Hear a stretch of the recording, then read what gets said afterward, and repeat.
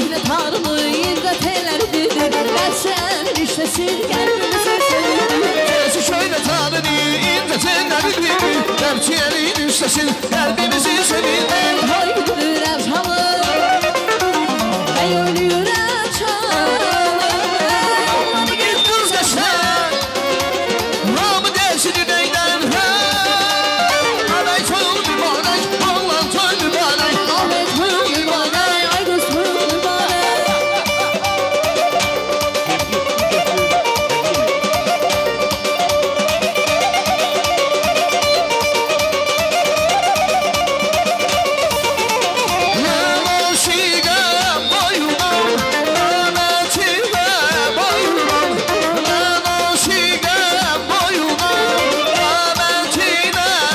Gel bozman tanışlar bizim eli boyuna.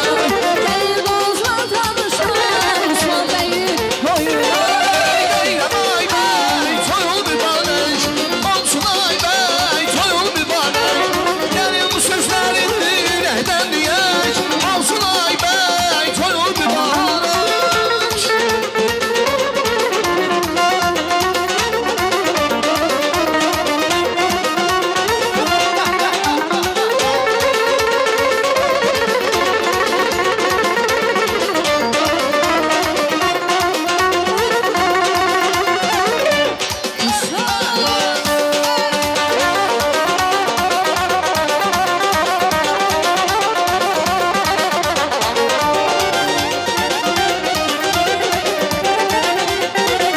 Ata sen gelmedin, anlattın eden beni.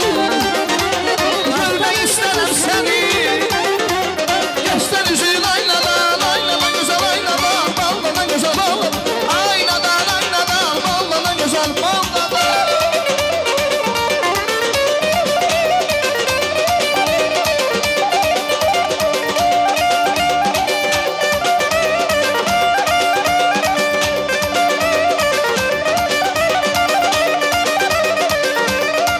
Çok sağ olun. Allah mübarek eylesin.